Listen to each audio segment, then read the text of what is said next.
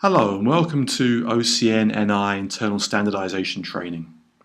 In this presentation, we will overview internal standardization and we will consider centre requirements for compliance in this area. First of all then, what is internal standardization? Well, internal standardization can be defined as the process by which centres ensure that the assessment criteria for a course or for a qualification are applied consistently by their assessors. Wider assessment and IV processes should also be reviewed. Internal standardization should take place in specific events held on an ongoing basis, and they are a component of a centre's quality systems. So the purpose of internal standardization primarily is to ensure consistent quality across the delivery of a course or a qualification within a centre. It's also to develop and monitor the implementation of actions drawn from assessment and internal verification performance over a period of time, so multiple runs. Internal standardization events should be organised and facilitated by the centre quality assurance manager. Events should be attended by all tutors and assessors and internal verifiers involved in course or qualification delivery processes. So your internal standardization event should be held on a regular basis, and everybody who is involved, who is pertinent to the process, should be in attendance. The scope of internal standardization, it should cover the full range of centre provision.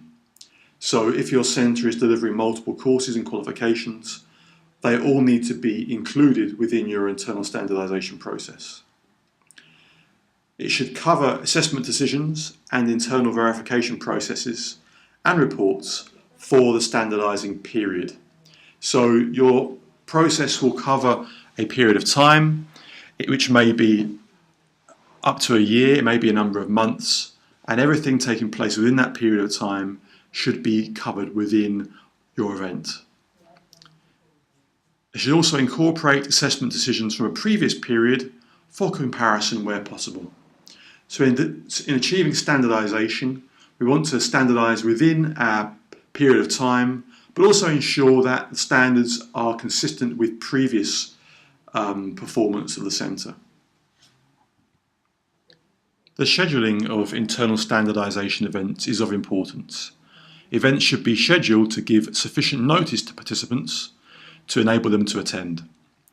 The frequency of events will depend upon centre activity and the duration of training cycles.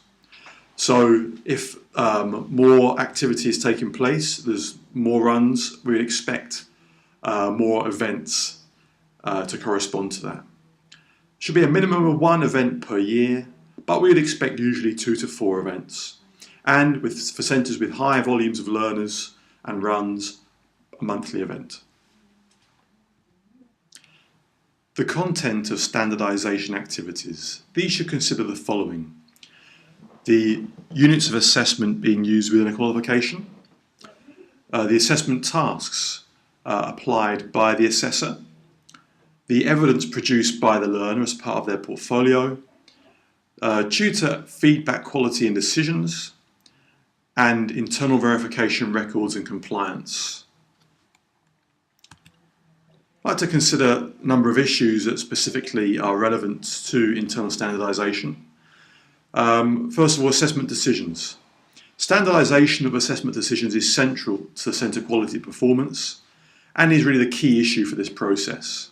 Assessment decisions should be consistent across a qualification within a centre and should be of a standard across qualifications. Assessment methods and processes should be standardised as well. The question should be asked, are there variations across the centre, and what impact does this have on quality? The issue of assessment evidence should also be considered. Standardisation of types of evidence presented for assessment as a basis for the assessment decision. Are there variations across a centre again? And what impact does this have on quality? In a pass-fail assessment structure, as undertaken by OCN NI assessments, the standardisation of the borderline for decisions is vital for quality. It's important that learners that fail should not have passed, and that learners that have passed should not have failed. And so the standardisation of this division, this borderline, is vitally important. Standardisation should ensure the borderline for achievement is consistent across runs, and also that it's comparable between qualifications. Standardisation should also ensure that reasonable adjustments and special considerations are applied consistently and appropriately across centre delivery. The compliance of reporting and recording procedures for reasonable adjustments or special considerations should also be reviewed within the process.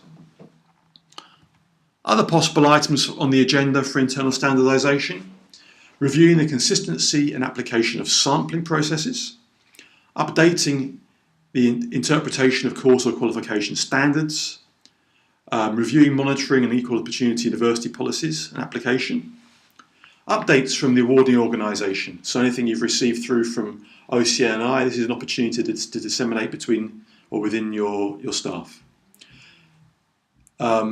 You may have received an external verification report. Action points and learning from this report should be considered within your standardisation process and application made. Also, the recognition of prior learning process implementation should be considered if that's relevant to your centre. Now, as an output from internal standardisation, minutes are very important. All internal standardisation events should be fully minuted. Now, these can be minuted using a standard minuting pro forma, but they should be minuted nonetheless. Minutes should be signed off by participants involved. They are a centre quality document, and hard copies of minutes should be retained for 5 years, along with other quality documentation such as your RAC forms, your IV reports, and your internal or reasonable adjustment records. Copies of minutes should be distributed to all attendees so that learning and quality gains from the process can be fully applied.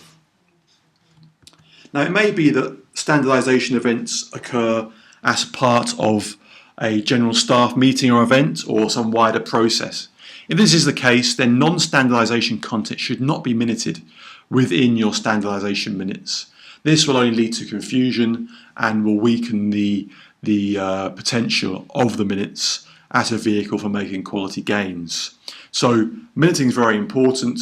Please minute specifically the standardisation event and not as part of a wider staff meeting, considering issues which are non-standardisation related.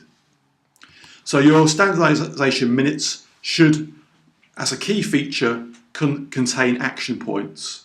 Now, I don't want to stress this, I can't stress this too highly. You should be generating actions from your event which can then be applied. This is the process of gaining quality. Those actions should be clearly identifiable to a staff member who will be responsible for their implementation.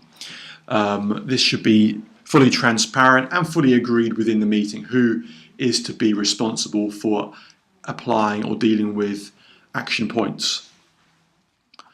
Your minutes should also have the potential and the capacity to monitor previous action points. So not just a record of action points, we want a record of their implementation as evidence that they have been undertaken, and the review of their impact can be taken in subsequent meetings. So we want the minutes to demonstrate quality improvements as well as being the vehicle for quality improvements. Now, as a new feature of internal standardisation, centres are now expected to have in place an internal standardisation policy which will ensure the consistent and appropriate conduct of the process. This should be fully in line with OCN NI requirements and with the content expressed within this presentation. Now, hopefully that's straightforward enough for you. Internal standardisation does not have to be confusing. and it's our hope that you'll be able to perform suitable and high quality processes and events with excellent minutes. Thank you very much indeed.